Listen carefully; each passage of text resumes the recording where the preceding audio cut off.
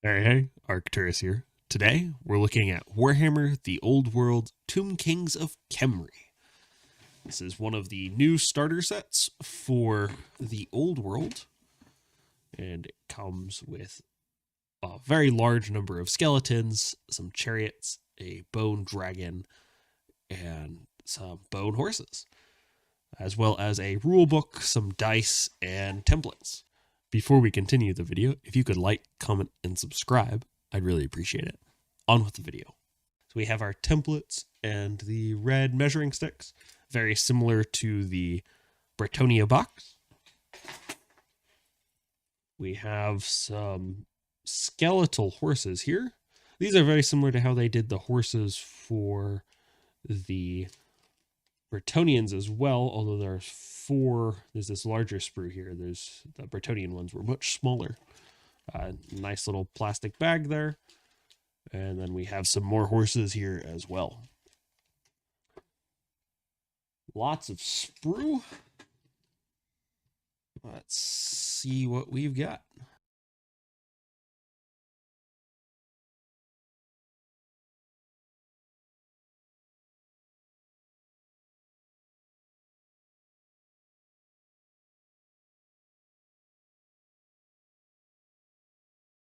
Let's get some more light here so we can see. All right, so here we have the 16 skeletal horsemen with spears. You might be able to pull arrows from, or bows from the extra sprue, which we'll look at in a minute. These four are all the same, so you end up with 4 spears, 4 additional hands, heads, and full assembled torsos there. Some on the back. That to the side for a moment. So we have the horses here. Let's take a closer look. Looks like 2 horses per sprue here. Half and half, which should give us 2, 4, 6, 8, 12. And then, yes, so I suspect you use these not only for the horses, but also for the chariots. Although we could take a quick look at that sprue next. You can definitely, like with the Bretonnians, tell the age of the kit here with as much empty space as there is. It's certainly one of the older kits. The modern kits are much tighter on how they have layout. For instance, this space here would probably be filled as with this up here. Let's see. Looks like you get the legs and torso for the charioteers, the whip or a spear or a glaive, the chariot itself here for the base, an attachment to the horses, the wheels, some extras there, a standard, and then the base. So these should be the sides here, and then the front.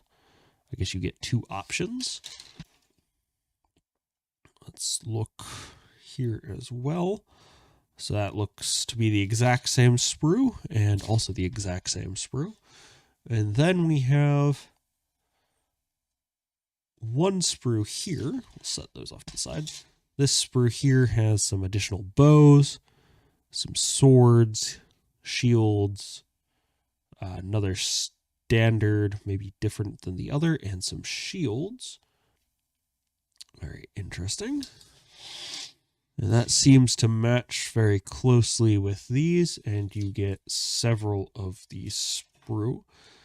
I believe the kits for the skeletal warriors are interchangeable with the skeletal archers. And the cavalry can be built either as melee or bow cavalry. Horse archers, either melee or horse archers. And it looks like there's a lot of compatibility between the extra sprue for the archers and the warriors with the shields and the other kits there. Take a look here. So all of these seem to be fairly similar. You get several skeletal legs, torsos, arms, which looks like the shields have to be glued on, heads, and then weapons. And of course you have the extra weapons from the other kits there. Looks like you get some variety to the head types. Maybe some shells. Huh, interesting. Some extra shells here for that, and some extra base materials. These look a lot more complicated than the Bretonnians. The Bretonnians, a large portion of them were one or two pieces. The Bretonnian bowmen were, the torsos were all one piece, and then you added the heads, and that was the bowmen. For the men-at-arms, it was, torso and legs were all one piece, and then the only thing you had to put on them was the heads. But for the men-at-arms, you had to put on both arms and the head, which was slightly different, but still pretty similar. And these are all the same. So the skeletal archers and skeletal warriors will share torsos and heads, which I guess makes some of the stuff a little easier, but also very large amount of work, it looks like, since you have to attach the torsos to the legs and then the arms and then the heads. So a bit more work than the others. So here we have one of the sprue of the new kit, which is the bone dragon. So you get a very large base attachment here with a bunch of scarabs, maybe even a frog or something.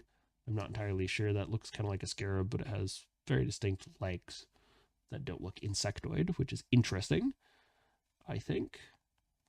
And I think they're supposed to be scarabs. Maybe just the legs are larger. So bones and gravel and dirt and debris. It's very, very cool. Some very nice detail here with some new plastic for part of the, I believe that's part of the howdah, or the mount for the bone dragon. Some parts of the wing here, the chest. This is for that bird. You can build with it as well. Very cool. A shield. And now this does let you build both the Hierophant and the Tomb King. So you have lots of extra. So you can build one on top of the dragon and then build the other as a foot hero, which I think is great. I don't think there's a lot of ways to really interchange them.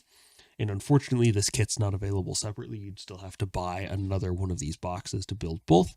Although I think, looking at how big this is, you probably wouldn't want to. At least I wouldn't want to. Let me rephrase that. I wouldn't want to. Just because of how much there is to do on all these models.